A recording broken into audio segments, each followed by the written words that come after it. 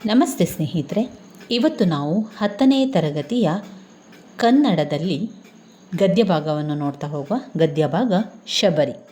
ಲೇಖಕರ ಪರಿಚಯವನ್ನು ಮೊದಲಿಗೆ ಮಾಡಿಕೊಳ್ಳುವ. ಲೇಖಕರು ಪು.ತಿ.ನ. ಕಾವ್ಯನಾಮದಿಂದ ಪ್ರಸಿದ್ಧರಾಗಿರುವ ಪುರೋಹಿತ ತಿರುನಾರಾಯಣ ಅಯ್ಯಂಗಾರ್ ನರಸಿಂಹಾಚಾರ್ ರವರು 1905ರಲ್ಲಿ ಮಂಡ್ಯ ಜಿಲ್ಲೆಯ ಮೇಲುಕೋಟೆಯಲ್ಲಿ ಜನಿಸಿದರು. ಕನ್ನಡ ವಿಶ್ವಕೋಶದ ಭಾಷಾಂತರಕಾರರಾಗಿ ಮೈಸೂರು ವಿಶ್ವವಿದ್ಯಾನಿಲಯದ ಇಂಗ್ಲಿಷ್ ಕನ್ನಡ ನಿಘಂಟು ಸಂಪಾದಕರಾಗಿ ಸೇವೆಯನ್ನು ಸಲ್ಲಿಸಿದ್ದಾರೆ. ಇವರು ಗೀತನಾಟಕ, ಕವಿತೆ, ಸಣ್ಣಕತೆ, ಪ್ರಬಂಧ, ವಿಚಾರ ಸಾಹಿತ್ಯ ಮೊದಲಾದ ಪ್ರಕಾರಗಳಲ್ಲಿ ಸಾಹಿತ್ಯ ರಚಿಸಿದ್ದಾರೆ.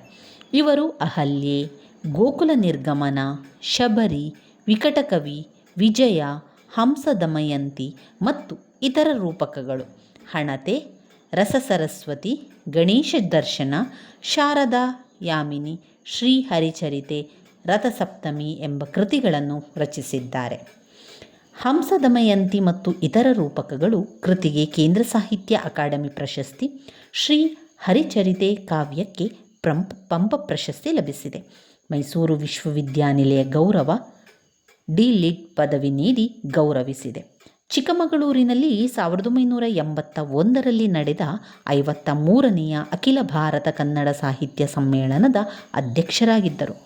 ಶಬರಿ ಗೀತನಾಟಕವನ್ನು ಶ್ರೀರಂಗ ಮತ್ತು ನಾ ಕಸ್ತೂರಿ ಸಂಪಾದಿಸಿರುವ ಏಕಾಂತ ನಾಟಕಗಳು ಕೃತಿಯಿಂದ ಆರಿಸಲಾಗಿದೆ. ಶಬರಿ ಗದ್ಯಭಾಗದ ಆಶಯ: ಕಾವ್ಯಗಳಲ್ಲಿ ನಾಟಕ ಮನೋಹರವಾದುದು. ಅಭಿನಯ, ದೃಶ್ಯ, ಸಂಭಾಷಣೆ, ಸಂಗೀತಗಳಿಂದ ಪ್ರೇಕ್ಷಕ ಸಹೃದಯರಿಗೆ ಆನಂದವನ್ನು ನೀಡುತ್ತದೆ. ಆಧುನಿಕ ನಾಟಕದ ವಿವಿಧ ಪ್ರಕಾರಗಳಲ್ಲಿ ಗೀತನಾಟಕವು ಒಂದು. ಗದ್ಯ ಪದ್ಯಗಳಿಂದ ಕೂಡಿದ ಇದರಲ್ಲಿ ಗೀತೆಗಳಿಗೆ ಹೆಚ್ಚು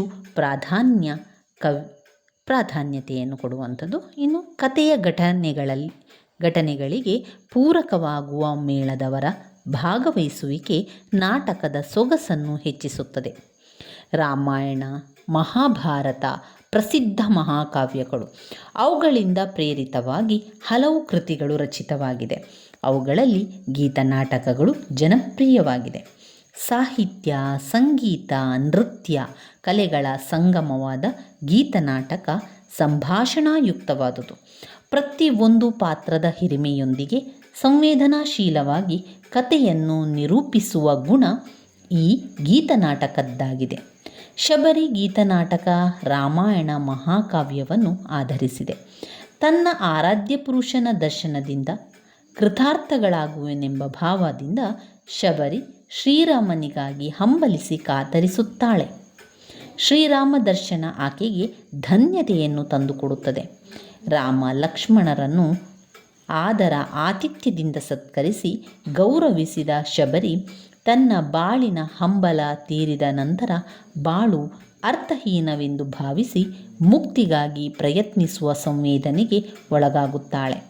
ಶಬರಿಯ ಮುಗ್ಧತೆ, ಶ್ರೀರಾಮನ ಸರಳ ಸಜ್ಜನಿಕೆ, ಹಿತ ಮಿತ ಮೃದುವಚನ, ಲಕ್ಷ್ಮಣನ ವಿನಯದ ಸಹಚರಿತೆ ಮನೋಜ್ಞವಾಗಿ ಇಲ್ಲಿ ಮೂಡಿಬರುವಂಥದ್ದು. ಶಬರಿ ಗದ್ಯಭಾಗದ ಒಂದು ಪೂರ್ವಕಥೆಯನ್ನು ಅವರು ಕೊಟ್ಟಿದ್ದಾರೆ. ರಾಮಾಯಣ ಮಹಾಕಾವ್ಯವು ಭಾರತೀಯರ ಪವಿತ್ರ ಗ್ರಂಥಗಳಲ್ಲಿ ಒಂದು. ಶ್ರೀರಾಮನ ಗುಣ ಸ್ವಭಾವಗಳ ಸೆಳೆತಕ್ಕೆ ಸಿಕ್ಕಿ ಅವನನ್ನು ಕಾಣುವುದೇ ಜೀವನದ ಏಕೈಕ ಗುರಿ ಎಂದು ಭಾವಿಸಿದ್ದ ಅಸಂಖ್ಯಾತ ಭಕ್ತರಲ್ಲಿ ಶಬರಿಯೂ ಒಬ್ಬಳು. ಈಕೆ ಮಾತಂಗ ಋಷಿಯ ಆಶ್ರಮದಲ್ಲಿದ್ದಳು. ಮಾತಂಗರು ದಿವ್ಯಲೋಕವನ್ನು ಸೇರಿದ ಬಳಿಕ ರಾಮಧ್ಯಾನದಲ್ಲಿ ತೊಡಗಿ ರಾಮನ ದರ್ಶನಕ್ಕಾಗಿ ಕಾದಿದ್ದಳು. ಸೀತಾಪಹರಣದ ಅನಂತರ ಶೋಕತಪ್ತರಾದ ರಾಮ ಲಕ್ಷ್ಮಣರು ಸೀತೆಯನ್ನು ಹುಡುಕುತ್ತಿರುವಾಗ ತಪಸ್ವಿಯಾದ ಧನು ಎಂಬುವವರ ಸೂಚನೆಯಂತೆ ಮಾತಂಗಾಶ್ರಮವನ್ನು ಪ್ರವೇಶಿಸುತ್ತಾರೆ. ಅಲ್ಲಿ ಶ್ರೀರಾಮನ ಬರುವಿಕೆಗಾಗಿ ಕಾದು ಕಾತರಿಸಿ ಮುಪ್ಪಾಗಿ ಭಕ್ತಿಯೇ ರೂಪುಗೊಂಡಂತೆ ಇದ್ದ ಶಬರಿಯನ್ನು ದರ್ಶಿಸುತ್ತಾರೆ. ತನ್ನ ಆರಾಧ್ಯ ದೈವ ಶ್ರೀರಾಮನನ್ನು ಕಂಡು ಆನಂದಿಸಿ ಧನ್ಯತೆಯ ಭಾವನೆಯಿಂದ ಮುಕ್ತಿಯನ್ನು ಬಯಸಿದ ಶಬರಿಗೆ ಶ್ರೀರಾಮನು ಮುಕ್ತಿಯನ್ನು ಕರುಣಿಸಿದ ಸಂದರ್ಭವೇ ಈ ಒಂದು ನಾಟಕ ಅಥವಾ ಗದ್ಯ ಭಾಗವಾಗಿರುವಂಥದ್ದು. ಇನ್ನು ಶಬರಿ ಗದ್ಯ ಭಾಗದ ಸಾರಾಂಶವನ್ನು ತಿಳಿತಾ ಹೋಗುವ. ರಾಮನು ಸೀತೆಗಾಗಿ ಕಾಡಿನಲ್ಲಿ ಹುಡುಕುತ್ತಾ ಹೊರಟಿರ್ತಾನೆ. ಅಲ್ಲಿದ್ದ ಗಿರಿವನಗಳನ್ನು ನನಗೆ ನನ್ನ ಸೀತೆ ದೊರೆಯುವಳೆ, ಆತ್ಮಕಾಮಕಲ್ಪತೆ ದೊರೆಯುವಳೆ ಚೆಲುವೆ, ಅವಳಿರುವ ನೆಲೆಯನ್ನು ಯಾರು ಬಲ್ಲಿರಿ, ನನ್ನರಸಿ ನನಗೆ ದೊರೆಯುವಳೆ ಹೇಳಿರಿ. ಈ ಚಿಂತೆಯು ನನ್ನ ಮನಸ್ಸನ್ನು ಹಾಳು ಮಾಡುತ್ತಿದೆ, ನನ್ನ ಎದೆಯನ್ನು ಸುಡುತ್ತಿದೆ ಎಂದು ಶ್ರೀರಾಮನು ಪ್ರಾರ್ಥಿಸಿದನು. ಶ್ರೀರಾಮನು ಸೀತೆಗಾಗಿ ದುಃಖಿಸುತ್ತಿದ್ದಾಗ ಲಕ್ಷ್ಮಣ ಅಣ್ಣನನ್ನು ಸಮಾಧಾನಪಡಿಸುತ್ತಾ ತಾಳಿಕೋ ಅಣ್ಣ, ಸೂರ್ಯನೇ ಕಾಂತಿಹೀನನಾದರೆ ಈ ಕಾಂತಿಗೆ ಸ್ಥಳವೆಲ್ಲಿ, ತೇಜಸ್ಸನ್ನು ಕೊಡುವವರು ಯಾರು? ಹಾಗೆಯೇ ಶ್ರೀರಾಮನು ಧೈರ್ಯ ಕಳೆದುಕೊಂಡರೆ ಸ್ಥೈರ್ಯ ತುಂಬುವವರು ಯಾರು ಅಣ್ಣ, ಧೈರ್ಯ ತಂದುಕೋ ಅಣ್ಣಯ್ಯ ಎಂದು ಸಮಾಧಾನಪಡಿಸಿದನು. ರಾಮನ ಅಸಂಖ್ಯಾತ ಭಕ್ತರಲ್ಲಿ ಶಬರಿಯೂ ಒಬ್ಬಳು. ರಾಮನ ಬರುವಿಕೆಗಾಗಿ ಶಬರಿ ಕಂಪು ಸೂಸುವ ಹೂಗಳನ್ನು ಮಾಲೆ ಕಟ್ಟಿ ಸಿದ್ಧತೆ ಮಾಡಿಕೊಂಡಿದ್ದಳು. ರಾಮನಿಗಾಗಿ ರುಚಿಯಾದ ಹಣ್ಣುಗಳನ್ನು ಸಂಗ್ರಹಿಸಿದ್ದಳು. ಬಾಗಿಲಿನಲ್ಲಿ ನಿಂತ ರಾಮ ಲಕ್ಷ್ಮಣರನ್ನು ಕಂಡೊಡನೆ ಶಬರಿ ಬೆರಗಾದಳು. ನಂತರ ಅವರ ಕಾಲಿಗೆ ನಮಸ್ಕರಿಸಿ ಕಣ್ಣಿಗೊತ್ತಿಕೊಂಡು ಆನಂದ ಭಾಷ್ಮವನ್ನು ಸುರಿಸಿ, ಏನೂ ಸಿದ್ಧತೆ ಮಾಡಿಕೊಂಡಿಲ್ಲ, ನಿನ್ನೆಯ ದಿನದಷ್ಟು ಈ ದಿನ ಚೆನ್ನಾಗಿಲ್ಲ ಎನ್ನುತ್ತಾ ಪರಿಮಳ ಭರಿತ ಹೂಮಾಲೆಯನ್ನು ಕೊರಳಿಗೆ ಹಾಕಿ ಸಂಭ್ರಮಿಸಿ ರುಚಿಯಾದ ಹಣ್ಣುಗಳನ್ನು ತಿನ್ನಲು ಕೊಟ್ಟು, ಇಷ್ಟು ರುಚಿಯಾದ ಹಣ್ಣು ಜಗತ್ತಿನಲ್ಲೇ ಇಲ್ಲ, ಇದನ್ನು ನಿಮಗಾಗಿಯೇ ತಂದಿರುವೆನು ಎನ್ನುತ್ತಾ ಅವರ ಕೈಗೆ ತಾನೇ ಕೊಟ್ಟಳು. ಹೀಗೆ ರಾಮ ಲಕ್ಷ್ಮಣರನ್ನು ಉಪಚರಿಸಿದಳು. ಶ್ರೀರಾಮ ಲಕ್ಷ್ಮಣರು ಶಬರಿಗೆ, ನೀನು ನೀಡಿದ ಆದರ ಆತಿಥ್ಯದಿಂದ ನಾವು ಸುಖ ಸಂತೋಷದಿಂದ ಇದ್ದೇವೆ, ನಮಗೆ ತುಂಬ ಸಂತೋಷ ಆಯಿತು. ಅರಣ್ಯದಲ್ಲಿದ್ದರೂ ಕೂಡ ಸ್ವರ್ಗಲೋಕದಂತೆ ಅನುಭವವಾಗಿದೆ. ಇಂತಹ ಒಂದು ಸವಿಯಾದ ಹಣ್ಣುಗಳನ್ನು ನೀಡಿರುವಂತಹ ನಿನಗೆ ನಾವು ಯಾವಾಗಲೂ ಋಣಿಯಾಗಿದ್ದೇವೆ. ಏಕೆ ಈ ಕಣ್ಣೀರು? ನೀನು ನಮಗೆ ಮಾಡಿರುವ ಆದರ ಆತಿಥ್ಯ ಸತ್ಕಾರಗಳಲ್ಲಿ ಯಾವುದಕ್ಕೂ ಕೊರತೆಯಾಗಿಲ್ಲ. ನಮ್ಮ ಅಯೋಧ್ಯೆಯ ಅರಮನೆಗಿಂತಲೂ ಹೆಚ್ಚಿನ ಸತ್ಕಾರ ಇಲ್ಲಿ ದೊರೆಯುತ್ತಿದೆ. ಇದು ಕಾಡು ಎಂಬುದನ್ನು ಮರೆತು ನಮ್ಮ ಮನೆ ಎಂಬ ಭಾವನೆ ನಮಗೆ ಬಂದಿದೆ. ನಿನ್ನನ್ನು ನಮ್ಮ ತಾಯಿ ಎಂದು ಭಾವಿಸಿದ್ದೇವೆ ಎಂದರು. ಶಬರಿಯು ತಾನು ಪ್ರೀತಿಯಿಂದ ಕಟ್ಟಿದ್ದ ಹೂವಿನ ಮಾಲೆಯನ್ನು ರಾಮ ಲಕ್ಷ್ಮಣರ ಕೊರಳಿಗೆ ಹಾಕಿ ಹಿಗ್ಗಿ ಸಂಭ್ರಮಿಸುತ್ತಾಳೆ. ತಾನು ತಂದ ಹಣ್ಣನ್ನು ನೀಡುತ್ತಾ, ಜಗತ್ತಿನಲ್ಲೇ ಇದರಷ್ಟು ರುಚಿಯಾದ ಹಣ್ಣು ಯಾವುದೂ ಇಲ್ಲ, ಇದನ್ನು ಸವಿಯಿರಿ ಎಂದು ನೀಡಿದಳು. ಪ್ರಸನ್ನರಾದ ರಾಮ ಲಕ್ಷ್ಮಣರನ್ನು ಕಂಡು ಶಬರಿ ಧನ್ಯ ಭಾವದಿಂದ ಆನಂದಿಸಿದಳು, ನರ್ತಿಸಿದಳು. ನಾನು ಈಗ ತುಂಬ ಸುಖಿಯಾಗಿರುವೆನು, ನನ್ನ ಜೀವನದ ಮಹದಾಸೆ ನೆರವೇರಿದೆ, ನಾನು ಹಂಬಲ ಅಳಿದ ದುಂಬಿಯಾಗಿರುವೆನು, ನಾನು ಸುಖಿಯಾಗಿರುವೆನು. ನದಿ ಹೊಳೆ ಸಮುದ್ರವನ್ನು ಸೇರುವಂತೆ, ದೋಣಿಯು ದಡವನ್ನು ಸೇರುವಂತೆ ನನ್ನ ಮನಸ್ಸು ನಿರಾಳವಾಗಿದೆ. ನಿಮ್ಮನ್ನು ನೋಡಿ, ನಿಮ್ಮೊಡನೆ ಮಾತನಾಡಿ, ನಿಮ್ಮ ದಣಿವನ್ನು ತಣಿಸಿ ನಾನು ಆನಂದಗೊಂಡಿದ್ದೇನೆ.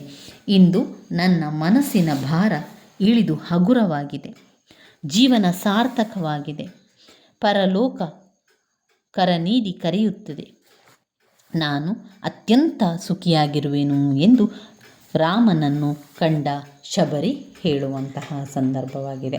ಇವಿಷ್ಟು ಸಾರಾಂಶದಲ್ಲಿ ಬರುವಂಥದ್ದು.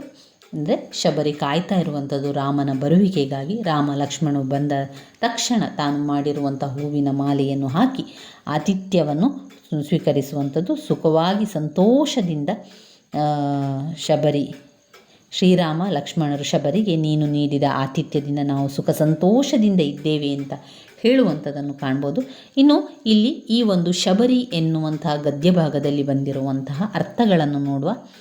ಅಣಿ ಸಿದ್ಧತೆ, ಅಬ್ಬೆ ತಾಯಿ, ಅರಿ ತಿಳಿ, ಅಸುರ ರಾಕ್ಷಸ, ಅರ್ತಿ ಪ್ರೀತಿ, ಅಳಲ ದುಃಖ, ಆದರ ಪ್ರೀತಿ ಸತ್ಕಾರ, ಅನನ ಮುಖ, ಆನು ತಾನು, ತಾಳು ಉಲ್ಕೆ ಆಕಾಶದಿಂದ ಭೂಮಿಗೆ ಬಿದ್ದ ತೇಜಪುಂಜವಾದ ಆಕಾಶಕಾಯ ಊಣೆಯ ಕೊರತೆ ಎಂತಹವರು. ಎಡೆ ಸ್ಥಳ ಏರೆ ಬೇಡು ಐದಿ ಹೋಗಿ ಕಂಪು ಸುವಾಸನೆ ಕಡು ಅತಿ ಕರ ಕೈ ಕರುಕ ಉರಿದ ಬತ್ತಿಯ ಕಪ್ಪು ಭಾಗ ಚಿರ ಶಾಶ್ವತ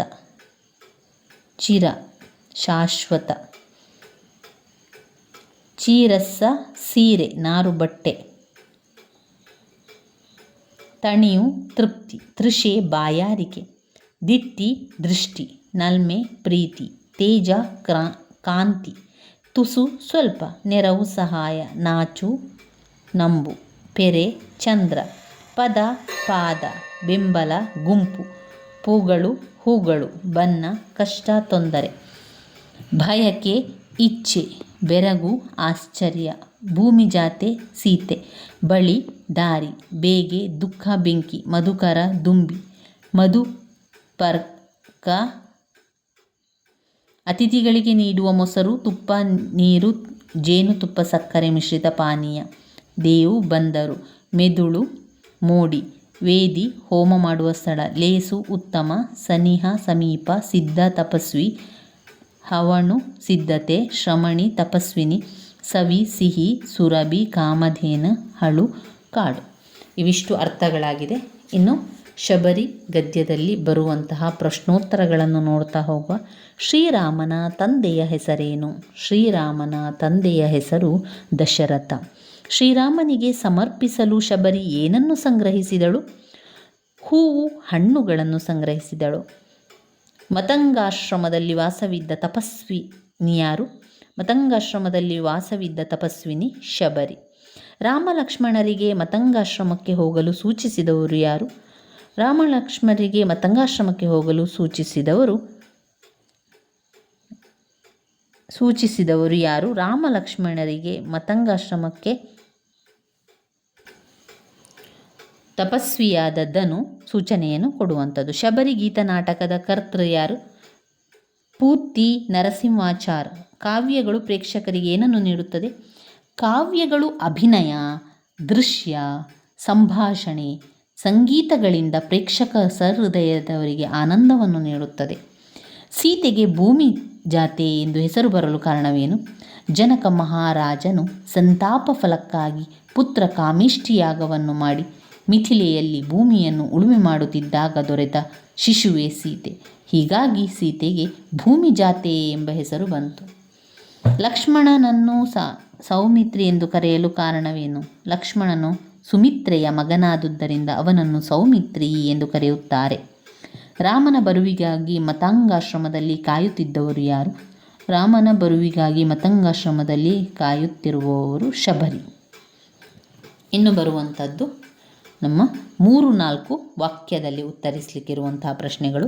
ರಾಮನು ಗಿರಿವನವನ್ನು ಏನೆಂದು ಪ್ರಾರ್ಥಿಸಿದನು?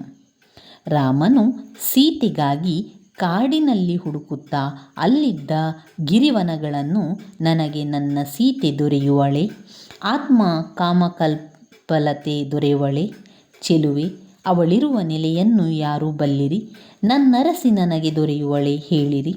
ಈ ಚಿಂತೆಯು ನನ್ನ ಮನಸ್ಸನ್ನು ಹಾಳು ಮಾಡುತ್ತಿದೆ, ನನ್ನೆದೆಯನ್ನು ಸುಡುತ್ತಿದೆ ಎಂದು ಶ್ರೀರಾಮನು ಪ್ರಾರ್ಥಿಸಿದನು.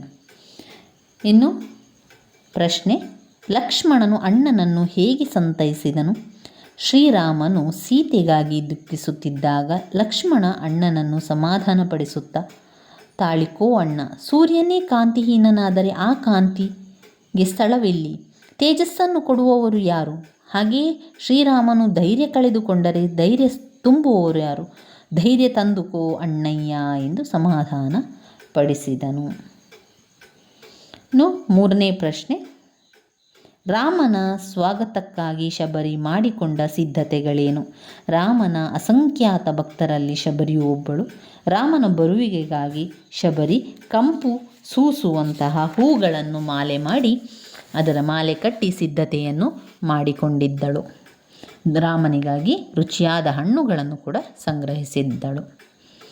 ಇನ್ನು 4ನೇ ಪ್ರಶ್ನೆ, ಶಬರಿಯು ರಾಮ ಲಕ್ಷ್ಮಣರನ್ನು ಉಪಚರಿಸಿದ ರೀತಿಯನ್ನು ವಿವರಿಸಿ. ಬಾಗಿಲಿನಲ್ಲಿ ನಿಂತ ರಾಮ ಲಕ್ಷ್ಮಣರನ್ನು ಕಂಡೊಡನೆ ಶಬರಿ ಬೆರಗಾದಳು. ನಂತರ ಅವರ ಕಾಲಿಗೆ ನಮಸ್ಕರಿಸಿ ಕಣ್ಣಿಗೊತ್ತಿಕೊಂಡು ಆನಂದ ಬಾಷ್ಪವನ್ನು ಸುರಿಸಿ, ಏನೂ ಸಿದ್ಧತೆ ಮಾಡಿಕೊಂಡಿಲ್ಲ, ನಿನ್ನೆಯ ದಿನವಷ್ಟೇ ಈ ದಿನ ಚೆನ್ನಾಗಿಲ್ಲ ಎನ್ನುತ್ತಾ ಪರಿಮಳ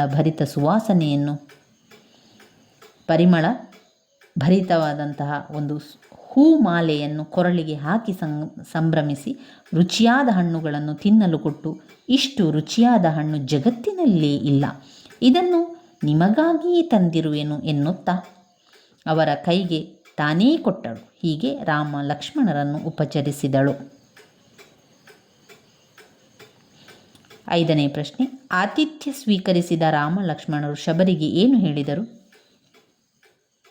ಶ್ರೀರಾಮ ಲಕ್ಷ್ಮಣರು ಶಬರಿಗೆ, ನೀನು ನೀಡಿದ ಆದರ ಆತಿಥ್ಯದಿಂದ ನಾವು ಸುಖ ಸಂತೋಷದಿಂದ ಇದ್ದೇವೆ. ಅರಣ್ಯದಲ್ಲಿದ್ದರೂ ಸ್ವರ್ಗದಂತಹ ಅನುಭವವಾಗಿದೆ. ಇಂತಹ ಸವಿಯಾದ ಹಣ್ಣುಗಳನ್ನು ನೀಡಿರುವ ನಿನಗೆ ನಾವು ಋಣಿಯಾಗಿದ್ದೇವೆ. ಏಕೆ ಈ ಕಣ್ಣೀರು? ನೀನು ನಮಗೆ ಮಾಡಿರುವ ಆದರ ಆತಿಥ್ಯ ಸತ್ಕಾರದಲ್ಲಿ ಯಾವುದೂ ಕೊರತೆಯಾಗಿಲ್ಲ. ನಮ್ಮ ಅಯೋಧ್ಯೆಯ ಅರಮನೆಗಿಂತಲೂ ಹೆಚ್ಚಿನ ಸತ್ಕಾರ ಇಲ್ಲಿ ದೊರೆಯಿತು. ಇದು ಕಾಡು ಎಂಬುದನ್ನು ಮರೆತು ನಮ್ಮ ಮನೆ ಎಂಬ ಭಾವನೆ ನಮಗೆ ಬಂದಿದೆ. ನಿನ್ನನ್ನು ನಮ್ಮ ತಾಯಿ ಎಂದು ಭಾವಿಸಿದ್ದೇವೆ ಎಂದರು. ಇನ್ನು 6ನೇ ಪ್ರಶ್ನೆ. ಶಬರಿಯು ರಾಮನ ಬಗೆಗೆ ಹೇಳಿದ ವಿಶೇಷ ಮಾತುಗಳು ಯಾವುದು? ರಾಮನು ದಶರಥನ ಪುತ್ರ, ಸಜ್ಜನರಿಗೆ ಸ್ನೇಹಿತ, ಮಹಾಶೂರ, ಸದ್ಗುಣಗಳ ಸಾರ, ಅಂಜಿಸುವವನು, ಬಹಳ ಸೌಮ್ಯ ಸ್ವಭಾವದವನು, ಅರಸುತನವನ್ನು ತೊರೆದು ತಪಸ್ವಿಯಾಗಿರುವನು, ಕೆಟ್ಟ ಕನಸುಗಳನ್ನು ಕಳೆಯುವ ಸುಪ್ರಭಾತದಂತೆ ಇರುವ ಎಂದು ಶಬರಿಯು ರಾಮನ ಬಗ್ಗೆ ಹೇಳಿದಳು. ಶಬರಿಯ ಅಂತಿಮ ಗುರಿ ಏನಾಗಿತ್ತು? ಶ್ರೀರಾಮನ ಅಸಂಖ್ಯಾತ ಭಕ್ತರಲ್ಲಿ ಶಬರಿಯೂ ಒಬ್ಬಳು. ಅವನನ್ನು ಕಾಣುವುದೇ ತನ್ನ ಜೀವನದ ಏಕೈಕ ಗುರಿ ಎಂದುಕೊಂಡಿದ್ದಳು. ಶ್ರೀರಾಮನನ್ನು ಕಾಣಬೇಕು, ಅವನನ್ನು ಉಪಚರಿಸಬೇಕು, ನಂತರ ದೇಹತ್ಯಾಗ ಮಾಡಬೇಕು ಎಂಬುವ ಹಂಬಲವಿತ್ತು. ಅದಕ್ಕಾಗಿ ಪ್ರತಿದಿನ ರಾಮನ ನಿರೀಕ್ಷೆಯಲ್ಲಿದ್ದಳು.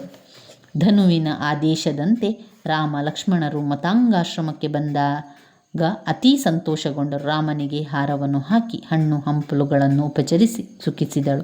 ನಂತರ ಮೋಕ್ಷವನ್ನು ಪಡೆಯಲು, ದೇಹತ್ಯಾಗ ಮಾಡಲು ಶ್ರೀರಾಮನ ಅನುಮತಿ ಮತ್ತು ಆಶೀರ್ವಾದವನ್ನು ಕೂಡ ಪಡೆದಳು. ಇನ್ನು ಬರುವಂತಹ ಪ್ರಶ್ನೆ 3 ಅಂಕದ ಪ್ರಶ್ನೋತ್ತರಗಳು. ಔದಿ ಮರುಳು ನಮ್ಮೆಡೆಗೆ ಬದುಕಿಹುದು. ಸಂದರ್ಭಗಳೊಂದಿಗೆ ಸ್ವಾರಸ್ಯವನ್ನು ಬರೀಲಿಕ್ಕೆ. 2ನೇದು ನಾಚುತಿಹೇನೆ ಪೂಜೆಯೆನ್ನಲುಮೆಯಿಂದ. ತಾಯಿ ದಾರಿಗರಿಗೆ ನೀಡಿಲ್ಲ ದೊರೆಯುವುದು.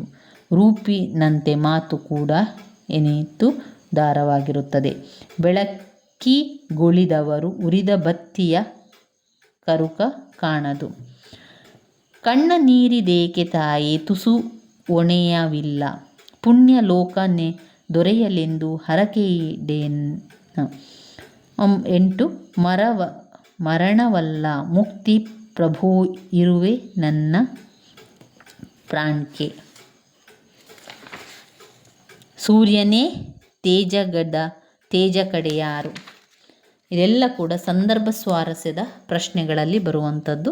ಇನ್ನು 8-10 ವಾಕ್ಯಗಳಲ್ಲಿ ಬರುವಂತಹ ಪ್ರಶ್ನೆಗಳಿದೆ. ಅದಾದ ನಂತರ ನಾವು ಭಾಷಾ ಚಟುವಟಿಕೆಗಳನ್ನು ಮಾಡಬೇಕು. ಮುಂದಿನ ಗದ್ಯವನ್ನು ಕೂಡ ತಿಳಿತಾ ಹೋಗುವ ಸ್ನೇಹಿತರೆ. ನನ್ನ ವೀಡಿಯೋಸ್ ಎಲ್ಲ ನಿಮಗೆ ಇಷ್ಟ ಆಗಿದ್ದರೆ ಲೈಕ್ ಕೊಡಿ, ಶೇರ್ ಮಾಡಿ, ಸಬ್ಸ್ಕ್ರೈಬ್ ಮಾಡಲಿಕ್ಕೆ ಮರಿಬೇಡಿ. ಧನ್ಯವಾದಗಳು.